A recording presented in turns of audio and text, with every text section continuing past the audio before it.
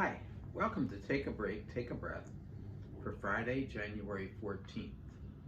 I'm Rick Boyer, the pastor of Prospect Presbyterian Church in Maplewood, New Jersey. And Take a Break, Take a Breath is an invitation for you to pause in your day, to just stop for a few moments and to breathe and center yourself in God who made you and loves you and calls you by name. Each time we come together, I focus on a different reading from Scripture. And today it is Luke 1:57 to 80.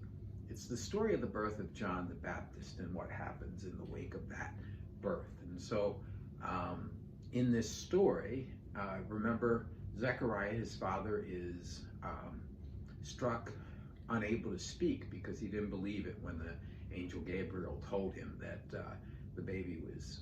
that he and his wife were going to have a baby because they were advanced in years.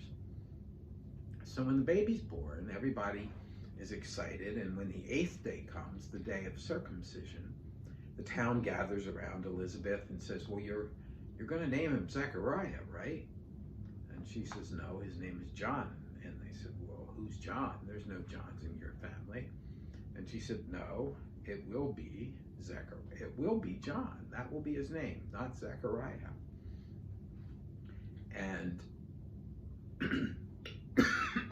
excuse me, she persists, and finally Zechariah writes in the dirt, his name is John, and then he's able to speak.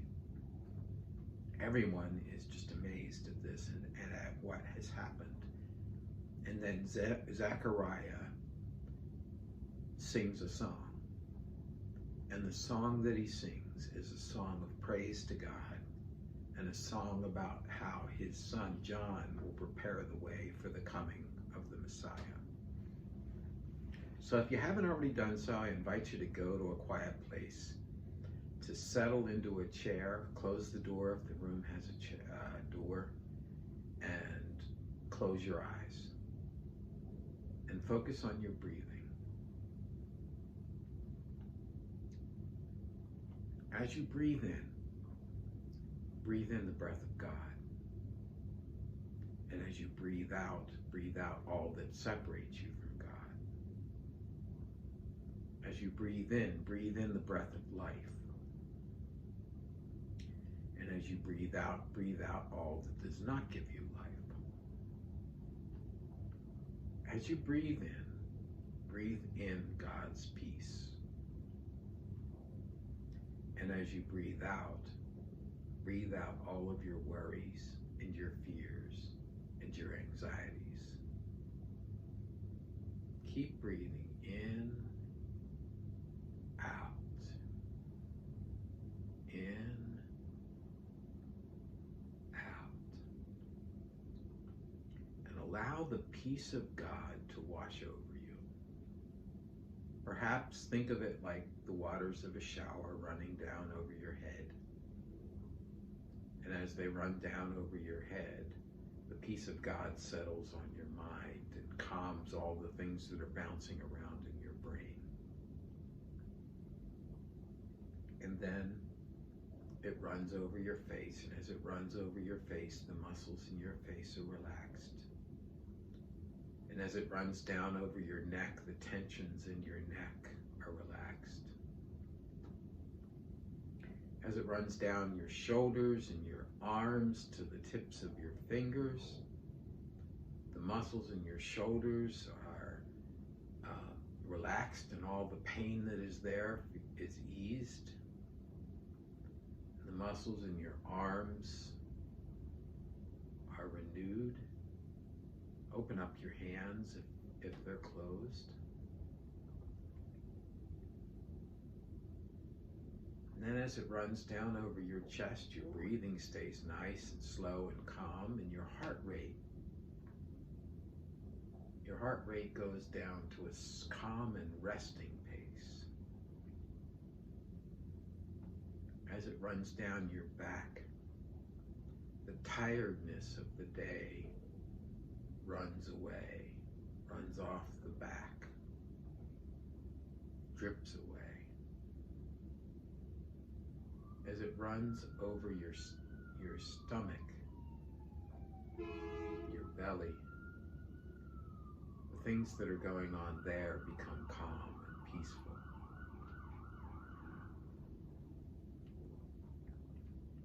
As it runs down your legs, the weariness from the day melts away.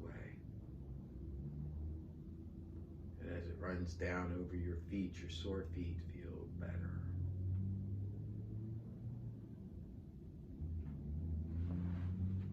You are immersed in the peace and presence of God. And in your mind's eye, imagine this story of the birth of John the Baptist. Who do you want to watch this story from whose perspective? Do you want to watch it from the perspective of Elizabeth, the mother who gives birth? Of the townspeople who witness what is happening in this family? Or of Zechariah, who can't speak at the beginning and sings a song at the end?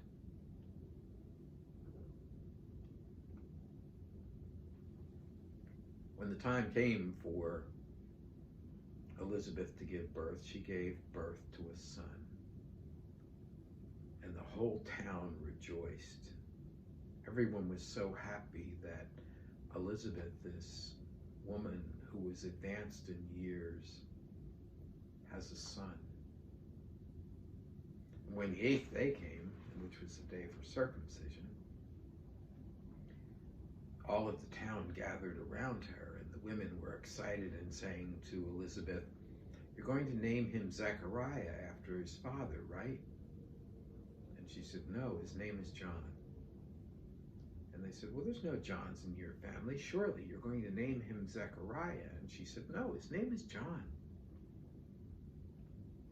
And then they thought they would turn to the father. Maybe Zechariah himself would change her mind, and he wrote in the dirt, "His name is John."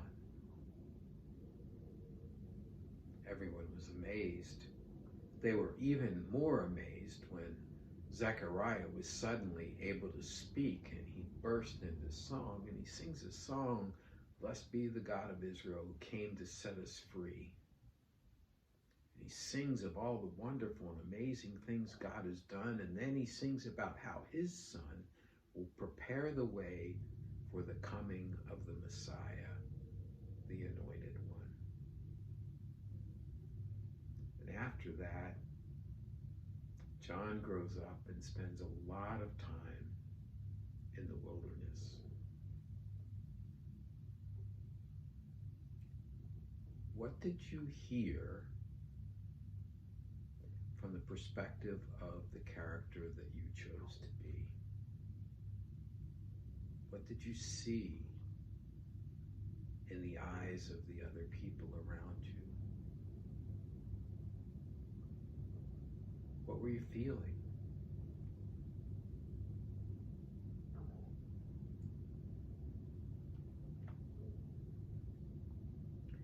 What did it call forth from you? What would you like to tell God as a result of hearing this story in that way?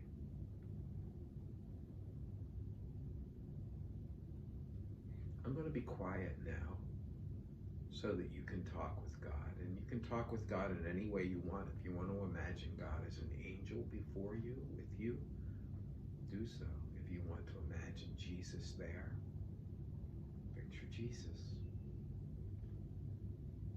If you just want to be with the Spirit or light of God, that's good too. Have a conversation with God in the quiet of the next minute or two.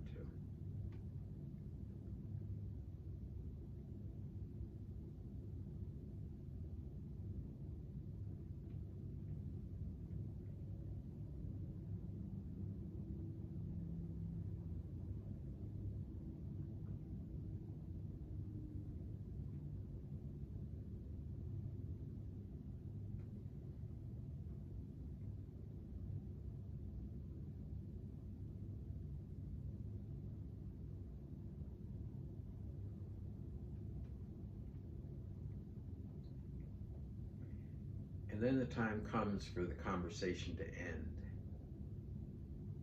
And so you bring it to an end in whatever way is appropriate. And after you do that, you bring yourself back to the room where you are.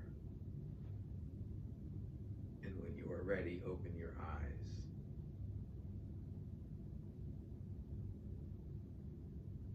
Let's take a break, take a breath for Friday, January 14th.